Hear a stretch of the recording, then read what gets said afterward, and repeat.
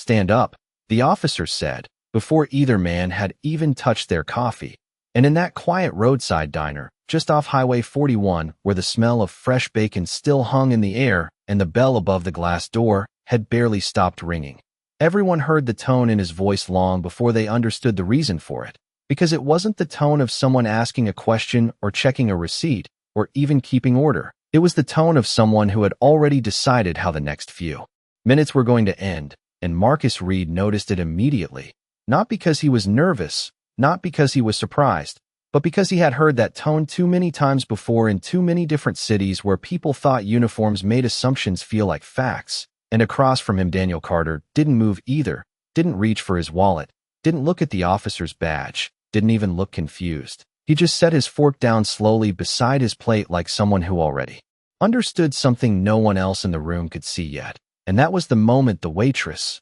Emily Dawson, realized the entire diner had gone quiet, even though the jukebox in the corner was still humming an old country song nobody was listening to anymore. Because the officer hadn't asked them their names, hadn't asked where they were headed, hadn't asked what they were doing there at 8:12 on a Wednesday morning when the sun was barely climbing over the gas station across the parking lot. He had simply walked straight past 3 empty booths and a counter full of regulars and stopped exactly where Marcus and Daniel were sitting, as if he had known where they would be before he even opened the door. And Marcus noticed that too. The way the officer's boots had tracked directly across the black and white tile floor without hesitation. The way his hand stayed resting near his radio instead of his notebook. The way his eyes didn't scan the room like officers usually do when they enter a public place, but stayed locked on the two of them like they were already part of a conversation nobody else had been invited to hear. And when Daniel finally lifted his coffee cup, it wasn't because he was thirsty, but because he wanted a clearer look at the reflection in the chrome napkin holder beside the sugar packets. And what he saw there made his expression change just slightly, not enough for anyone else to notice, but enough for Marcus to recognize the signal instantly. Because outside the wide front window across the parking lot beyond the faded blue pickup and the ice machine near the curb, there was already another patrol vehicle parked facing the diner entrance long before this officer had stepped inside. And that meant something had started earlier than this moment. Something had begun before the bell above the door rang, before the waitress poured their coffee, before either of them had even taken their seats. And the officer still hadn't explained why he was telling them to stand up, hadn't mentioned a report or a complaint or even a misunderstanding. He just repeated the same words again, slower this time, louder this time, like the volume itself could turn suspicion into certainty. And around them, forks stopped moving. Chairs stopped scraping.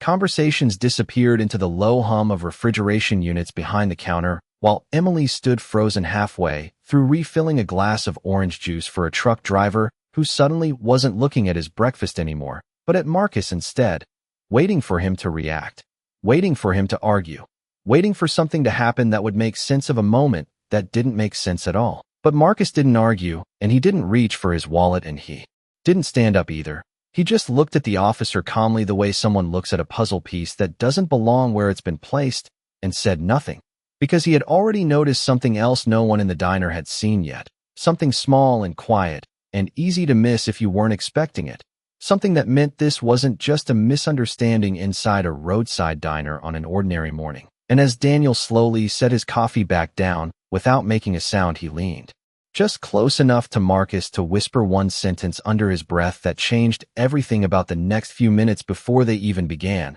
because he had just confirmed what the reflection in the napkin holder was showing them the entire time, and neither of them had come here by accident. Daniel did not raise his voice when he leaned closer to Marcus, and that alone was enough to tell Marcus the situation outside the diner had already shifted from coincidence to coordination, because Daniel never whispered unless there was something worth protecting from being overheard. And while the officer still stood there waiting for them to stand up like the silence itself would pressure them into moving, Marcus finally spoke in a calm, steady voice that carried across the booth without sounding confrontational when he asked the officer a simple question that should have had a simple answer but somehow did not. He asked whether they were being asked to leave or being ordered to leave, and the officer's jaw tightened in a way that made it clear he had not expected that kind of response from someone sitting quietly with a plate of eggs and toast in front of him at 8 in the morning inside a small highway diner where nothing dramatic was supposed to happen before noon. And instead of answering directly, the officer shifted his weight slightly and repeated that they needed to stand up immediately, which only made Emily Dawson behind the counter glance toward the window again, because she had now noticed the second patrol vehicle Daniel had seen earlier and the way it had parked at an angle that blocked half the entrance from the road. And Marcus noticed her noticing it, which confirmed what he already suspected, that someone outside was watching this unfold before anyone inside understood why it was happening at all. And Daniel reached slowly toward the salt shaker beside his plate, not because he needed it, but because it gave him another excuse to check the reflection across the polished metal surface near the napkin holder again, where he could now see movement near the second patrol vehicle that had not been there a moment earlier. And when he leaned back into his seat, his expression stayed calm, but his voice lowered just enough for Marcus to hear when he said that the timing was wrong, which meant the officer standing in front of them was acting faster than whoever was waiting outside had expected him to act. And that detail changed everything, because officers who follow instructions usually wait until the timing matches the plan. And this officer clearly had not waited at all, and Marcus understood immediately that meant either the officer did not know the full situation himself, or he believed he already controlled it. And neither possibility made the moment safer for anyone in the room. And across the diner, one of the regular customers quietly set his coffee mug down without finishing it, as if he sensed the same thing Emily was beginning to sense, that this was not a routine conversation between an officer and two travelers passing through town, but the beginning of something larger that had started somewhere else and followed them here before the sun had even finished rising over the highway. And when Marcus finally lifted his hands slowly from the table, it was not to stand up, but to rest them calmly beside his plate where the officer could see them clearly, which made the officer hesitate for half a second longer than he intended to, because people who were hiding something usually moved faster than that, not slower. And Daniel noticed that hesitation too, which told him the officer had expected a different reaction entirely. And outside the diner, the second patrol vehicle's engine remained running, even though no one stepped out, yet which meant whoever was inside it was waiting for something very specific to happen before making a move. And that was when Daniel said something quietly enough that only Marcus could hear, but serious enough to change the entire direction of what came next, because he said the same car had followed them 2 exits back before they ever turned off the highway. And Marcus understood instantly that the officer standing in front of them was not the beginning of this situation at all, but only the first person inside the diner who had decided to step into it. Officer Derek Holloway did not like being ignored, and the longer Marcus kept his hands resting calmly beside his plate, instead of pushing his chair back like most people would have done by now, the more the officer's voice began to carry across the diner with the kind of sharp confidence that usually worked in places where people expected instructions to be followed immediately. And he stepped closer to the booth just enough that the edge of his shadow crossed the table between Marcus and Daniel, which made Emily Dawson freeze behind the counter because she had seen officers speak that way before, but never this early in the morning and never without explaining what rule had been broken first. And Marcus noticed something else at the exact same moment the officer stepped forward, because the movement caused the officer's radio microphone to shift slightly against his shoulder, and for half a second Marcus could hear the faint sound of someone speaking through it, even though the officer had not touched the device yet, which meant the channel had already been opened before he walked inside. And that detail settled something in Marcus's mind that had still been uncertain until now, because officers do not usually keep an open channel unless someone outside is listening carefully to every word being said inside the room. And Daniel understood that same detail the moment he saw Marcus's expression change just slightly, which told him the situation had just moved one step closer to confirmation rather than suspicion. And Officer Holloway repeated again that they needed to stand up immediately and leave the booth, which made one of the truck drivers near the window quietly shift in his seat, because he had just watched the 2 patrol vehicles outside reposition slightly closer to the entrance, as if they were waiting for the signal to move forward at exactly the right moment. And Daniel followed the truck driver's gaze without turning his head fully toward the window, because people who watch reflections instead of windows usually notice more than people expect them to notice. And what he saw there confirmed that the second patrol vehicle's driver had stepped out halfway but stopped beside the door instead of entering, which meant whoever was outside had not yet been given permission to come inside. And that hesitation mattered more than anything Officer Holloway was saying, because it meant the officer standing in front of them was acting ahead of someone else's instructions rather than following them. And Marcus finally lifted his eyes toward Officer Holloway again with the same calm expression he had carried since the officer first walked, in which only made the officer's confidence harden further because he mistook calm for compliance instead of control. And when Marcus spoke again, his voice stayed steady and respectful as he asked whether there had been a report involving them specifically or whether the officer was responding to something he believed he had seen himself, which caused Officer Holloway to pause just long enough for Daniel to notice the smallest shift in uncertainty cross his face before the officer answered that he did not need a report to know when something looked out of place inside his town. And that single sentence changed the air in the diner more than anything else he had said so far, because it revealed something deeper than procedure guiding his decisions this morning. And Marcus understood immediately that the officer believed he was protecting something rather than responding to something, which meant this conversation had started long before he stepped through the door. And Daniel leaned slightly closer again, just enough for Marcus to hear him say quietly that the patrol vehicle outside had moved another 2 feet closer to the curb while the officer was speaking, which meant whoever was waiting out there was running out of patience with the timing of whatever they expected to happen next. And Marcus's fingers shifted slightly on the edge of the table, not in nervousness, but in recognition, because the moment Daniel described matched exactly what he had been expecting to see if their presence here had already been noticed earlier than planned. And that was when Marcus realized the officer standing in front of them did not know who he was speaking to, but someone outside the diner almost certainly did. Emily Dawson had been holding the same glass coffee pot in her hand for nearly 20 seconds without pouring anything into it, and she did not realize it until the warmth from the handle began to fade, and she noticed every single person inside the diner was now watching the same booth instead of their own breakfasts. Because something about the way Officer Derek Holloway kept repeating his instruction without explaining it had changed the room from ordinary to uneasy in a way she had never felt during any morning shift before. And when she finally set the pot down slowly against the counter, her eyes moved back toward Marcus Reed, not because she expected him to stand,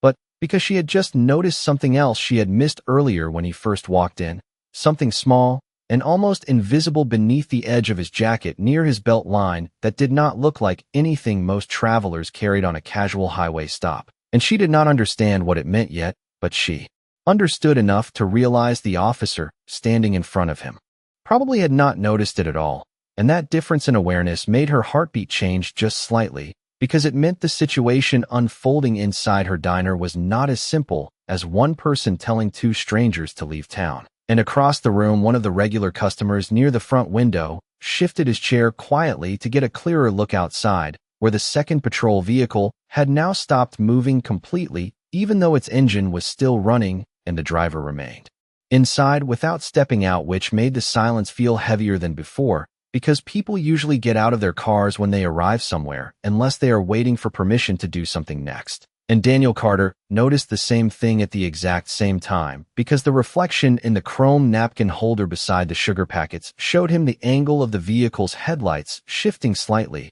as if the driver had adjusted position to keep the diner entrance in view. And when Daniel leaned back in his seat again, he spoke just softly enough that only Marcus could hear him say that whoever was outside had changed their position for visibility rather than approach, which meant they were watching rather than assisting. And that detail confirmed something Marcus had already begun to suspect since the moment Officer Holloway stepped through the door without asking a single question before giving an order. And Marcus understood that meant the officer believed he was acting independently, even though someone else nearby clearly expected something more controlled to happen instead. And Officer Holloway seemed to mistake their silence for hesitation, because he stepped 1 pace closer to the table and repeated again that they needed to stand up immediately and leave the diner, which caused the truck driver near the window to glance toward Emily, as if waiting for her to say something, because people often look toward the person who owns a space when they sense something inside it is changing.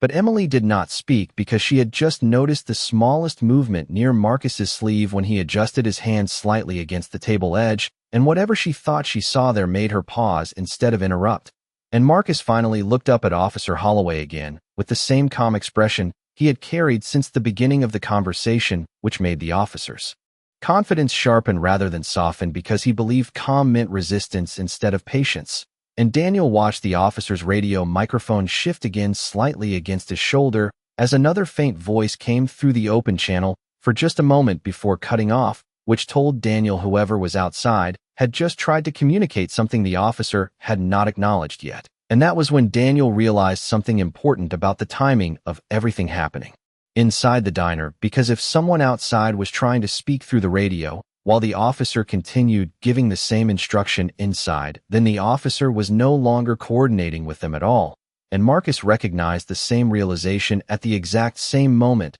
which meant the situation had just changed from controlled observation to unscripted interference. And that was when Marcus quietly moved his hand a single inch across the table, not toward the officer, but toward the folded receipt beside his plate where something else had been resting unnoticed since the moment they first sat down. And Daniel understood immediately what that movement meant, because it confirmed what they had both been waiting to verify since the patrol vehicle followed them 2 exits earlier on the highway, that this conversation inside the diner had never been supposed to happen this way at all. Marcus Reed did not rush the movement of his hand across the table because rushing would have meant reacting instead of confirming, and he had learned long ago that confirmation mattered more than speed when timing had already started shifting beyond what anyone inside the diner expected. And Officer Derek Holloway watched that small movement closely even though he did not understand what it meant, which made his voice tighten slightly as he repeated again that they needed to stand up immediately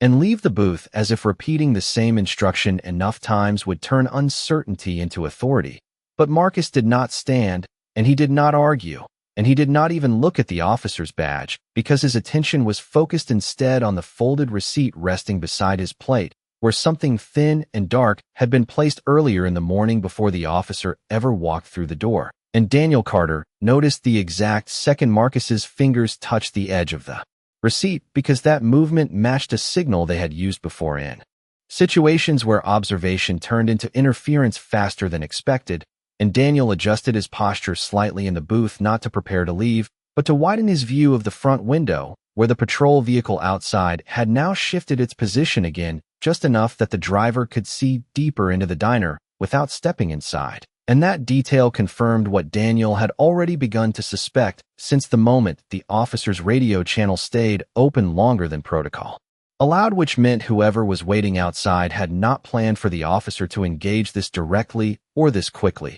And across the diner, Emily Dawson finally stepped 1 pace closer to the counter's edge, because she had now noticed that Marcus's calm was not the kind people show when they are unsure what to do, but the kind people show when they already know what happens next before anyone else in the room understands it. And the truck driver near the window followed her movement with his eyes before looking back toward the patrol vehicle outside, where the engine was still running without anyone stepping out, which made the silence inside the diner feel heavier than the sound of traffic passing on the highway beyond the parking lot. And Officer Holloway seemed to sense the room shifting around him, even though he could not identify why, because his voice changed slightly as he asked again whether they intended to follow his instruction or not, which told Marcus something important about the moment that had just arrived, because officers who control a situation usually do not repeat the same question 3 times unless they are beginning to realize the answer may not come the way they expected. And Daniel leaned slightly forward, just enough for Marcus to hear him say quietly that the second patrol vehicle had not only repositioned, but had also stopped communicating through the open radio channel entirely, which meant whoever had been listening earlier was now waiting instead of directing. And Marcus understood immediately that the absence of communication mattered more than the earlier presence of it, because silence from outside often meant someone else was watching the same situation unfold from a different distance altogether. And when Marcus finally lifted the folded receipt from the table, he did not open it, and he did not show it, and he did not explain it, but simply rested it lightly between his fingers where Officer Holloway could see it without recognizing what it represented, which caused the officer to hesitate again for just a fraction of a second longer than before, because something about the confidence in Marcus's movement did not match the reaction he expected from someone being told to leave a diner without explanation. And Daniel watched that hesitation carefully, because hesitation from someone acting too quickly usually meant the situation had just reached the point where assumptions began to collide with facts.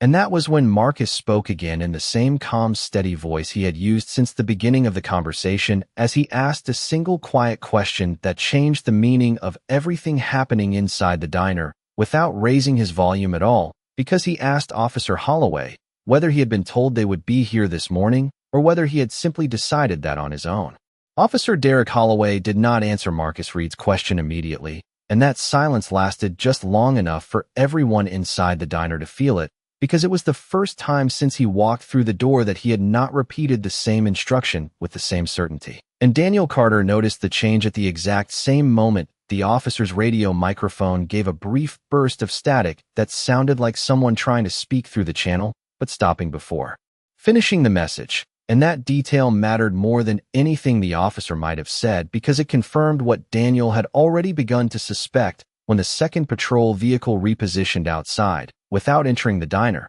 that someone else nearby had expected a different conversation to be happening right now instead of the one unfolding in front of them. And Officer Holloway finally responded by saying that he did not need to be told who belonged inside his town, which sounded confident at first, but carried just enough hesitation beneath the words to make Marcus understand the officer had not actually been given clear instructions about them at all. And that realization changed the direction of the moment, because officers who act on instructions usually explain them, while officers who act on assumptions usually repeat themselves instead. And across the counter, Emily Dawson noticed the folded receipt still resting between Marcus's fingers, and she realized for the first time that whatever was inside that small piece of paper had been placed there long before the officer stepped through the door, which meant Marcus had expected something unusual to happen even before anyone else inside the diner sensed it. And the truck driver near the window followed her gaze toward Marcus's hand before looking back outside again, where the second patrol vehicle's driver finally opened his door halfway,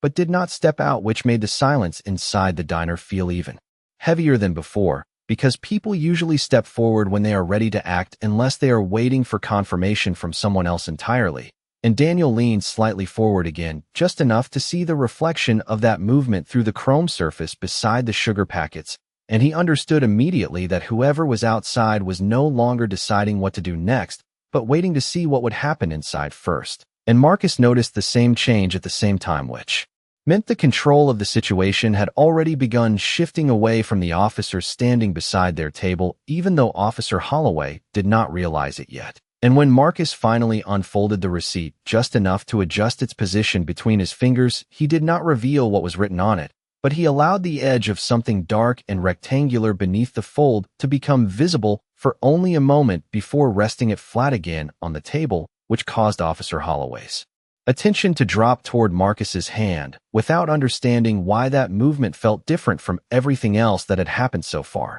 And Daniel watched the officer's reaction carefully, because hesitation like that usually meant a person had just noticed something important without recognizing it fully yet. And that was when Marcus spoke again in the same calm, steady voice he had used since the beginning of the conversation, and asked whether the officer's radio channel had been open before he entered the diner, or whether someone outside had asked him to keep it that way. And for the first time since the moment he walked through the door, Officer Holloway did not repeat his instruction to stand up at all, but instead looked briefly toward the front window, as if he had suddenly realized he was not the only one involved in what was happening inside the diner that morning. Officer Derek Holloway followed Marcus Reed's glance toward the front window without realizing he had just answered a question he had never intended to respond to, because the moment his eyes shifted outside, everyone in the diner understood something had changed, even though no one could explain exactly what it was yet. And Daniel Carter noticed the timing of that glance more than the direction of it, because officers who believe they control a situation rarely check with anyone outside the room, unless they suddenly realize they are not the only ones responsible for what happens next. And across the counter, Emily Dawson saw the second patrol vehicle's driver finally step out onto the pavement, but instead of walking toward the diner entrance, he remained beside the door of his vehicle, as if he had been told to wait for something specific before moving another step, which made her realize this was not a normal response to a simple request for two customers to leave a booth during breakfast hours. And Marcus understood the same detail at the exact same moment, because hesitation outside the diner now matched hesitation inside it, which meant control of the situation had already shifted away from the officer standing beside their table, even though Officer Holloway had not recognized that shift yet. And when Marcus finally unfolded the receipt fully, he did not raise his voice, and he did not stand up, and he did not make any sudden movement at all, but instead allowed the thin dark rectangle that had been hidden beneath the fold to rest clearly against the surface of the table, where Officer Holloway could see it without needing to lean closer. And for a brief second, the officer did not react because he did not understand what he was looking at until Daniel calmly reached forward and turned the rectangle slightly, so that the edge of a federal identification seal caught the light from the diner window in a way that made the meaning unmistakable even from where the officer was standing. And the change in the officer's expression happened so quickly that Emily noticed it before she understood what had caused it, because confidence does not usually disappear in the middle of a sentence unless something important has just been revealed. And Daniel did not raise his voice either when he spoke, but his tone carried the kind of calm certainty that only comes from someone who has already confirmed every detail before speaking at all, as he explained that they had been expecting observation that morning, but not interference, which was why they had chosen a public diner along Highway 41 instead of a quieter location farther outside town limits. And Marcus added quietly that the open radio channel and the repositioning patrol vehicle outside suggested someone had already been aware of their presence before they even turned off the Interstate 2 exits earlier, which meant this conversation had started long before Officer Holloway stepped through the door, and the officer looked down again at the identification resting on the table, as if he needed to confirm what he had already seen, because the word detective printed beneath the federal seal changed the meaning of everything he had said since entering the diner without explanation. And outside, the second patrol vehicle's driver straightened his posture immediately after seeing the reflection of the identification through the diner window, which told Daniel that whoever had been waiting outside understood the reveal at the same moment Officer Holloway did, even though neither of them had spoken a single word about it yet. And Marcus finally looked back toward the officer with the same calm expression he had carried since the beginning of the morning, but this time his voice carried a different kind of weight as he explained quietly that the operation they were conducting depended on remaining unrecognized until later that afternoon, which meant someone had shared information earlier than expected. And the realization that followed reached Officer Holloway at the exact same moment it reached the driver standing beside the patrol vehicle outside, because neither of them had known until that second that the two men they had been watching since sunrise were not passing through town at all, but had been watching the town instead. Officer Derek Holloway did not reach for the identification resting on the table, but he did not look away from it either, because the moment he understood what he was seeing, the certainty he had carried into the diner began to shift into something slower and more careful, as if every instruction he had repeated earlier that morning now needed to be reconsidered in a different order. And Marcus Reed noticed the change immediately, because hesitation after recognition often meant a person was replaying the last several minutes in their mind, trying to understand where a decision had taken the wrong direction before anyone else realized it had happened at all. And Daniel Carter followed the officer's glance toward the front window again, where the driver beside the second patrol vehicle had now stepped one pace closer to the diner entrance before stopping once more, which confirmed that whoever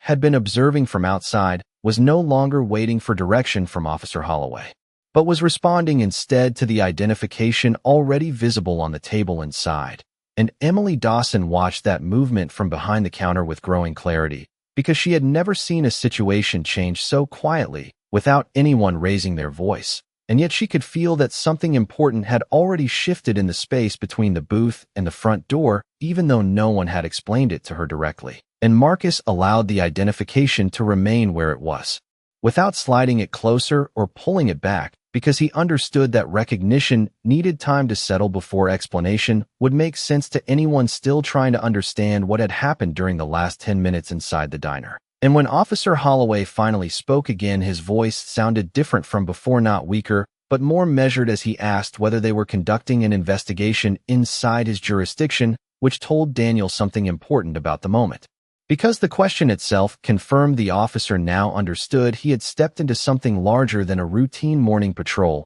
without being informed ahead of time. And Marcus answered calmly that their presence that morning had been coordinated through channels outside the local department, because the timing required observation rather than attention, which was why they had chosen a public location along Highway 41 instead of arriving through official offices where their movement might have been noticed too early. And the officer's expression changed again when he heard that explanation because it confirmed what he had begun to suspect the moment he saw the federal seal on the identification resting beside the breakfast receipt. And outside the diner, the second patrol vehicle's driver finally stepped fully away from his door and spoke quietly into his shoulder microphone before turning his attention back toward the entrance as if someone else had just been notified of what had been revealed inside the booth. And Daniel noticed that communication through the reflection in the chrome napkin holder before anyone else inside the diner realized it had happened, which told him the situation outside had now shifted from observation to reporting. And Marcus followed that realization immediately, because communication after recognition usually meant the next decision would not be made by the officer standing beside their table, but by someone who had not yet entered the diner at all, an officer. Holloway looked once more at the identification on the table, and then back toward Marcus with a different kind of attention than before, as if he were beginning to understand that the conversation he thought he controlled earlier that morning had never been his to control in the first place. And that was when the faint sound of another vehicle entering the parking lot reached the front window before anyone inside the diner turned to see who had just arrived. The sound of the vehicle entering the parking lot did not match the steady idle of the patrol cars that had already been there, because this engine slowed differently, as if the driver was not arriving to observe, but to confirm something already in motion. And Daniel Carter noticed that difference before anyone else inside the diner even turned toward the window, because he had been listening for exactly that change since the moment the second patrol vehicle began reporting through its shoulder microphone. And Marcus Reed understood the meaning of Daniel's glance immediately, because timing like that never happened by accident when an operation had already shifted earlier than planned. And Officer Derek Holloway followed their attention toward the front window, just as the reflection of a dark government vehicle moved across the chrome surface near the sugar packets, which caused the driver standing beside the patrol car outside to straighten his posture again in a way that made it clear he recognized whoever had just arrived before anyone inside the diner could see the new vehicle directly. And Emily Dawson felt the atmosphere inside the room change once more, even though no one had raised their voice, because every customer near the counter had now turned toward the entrance without being asked to move, as if they understood instinctively that someone important had just stepped into the morning they thought would remain ordinary. And Marcus left the identification resting where it was on the table, because he already knew the arrival outside meant the next part of the conversation would not happen between him and Officer Holloway alone anymore. And Daniel watched the front door carefully as the bell above it rang once more and a woman in a dark jacket stepped inside, with the quiet confidence of someone who did not need to ask what was happening before walking directly toward the booth, without stopping at the counter or looking around the room. And Officer Holloway recognized her the moment she entered, which changed his posture immediately, because he understood that Captain Laura Bennett did not come to roadside diners during morning patrol hours unless something required confirmation beyond routine communication. And Captain Bennett did not speak right away when she reached the booth, but instead looked first at the identification resting on the table and then at Marcus and Daniel before turning her attention toward Officer Holloway with an expression that carried more understanding than surprise, because she had clearly been informed before arriving.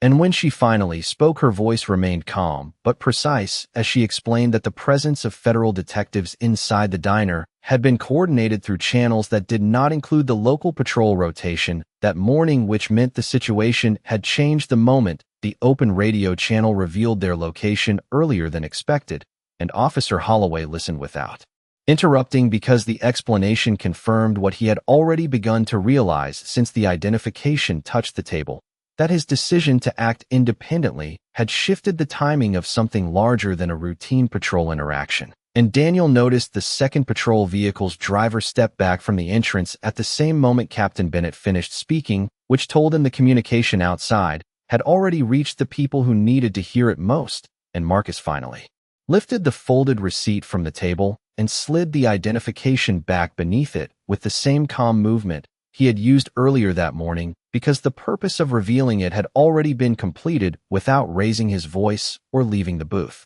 And Captain Bennett looked once more toward Officer Holloway before explaining quietly that investigations, depending on observation, often succeed or fail based on whether assumptions arrive before facts do. And the realization that followed settled across the diner more clearly than anything that had happened since sunrise, because everyone inside the room understood at the same moment that the two men who had been asked to leave were never visitors passing through town at all, but the reason the morning had changed from ordinary to important before anyone else knew why.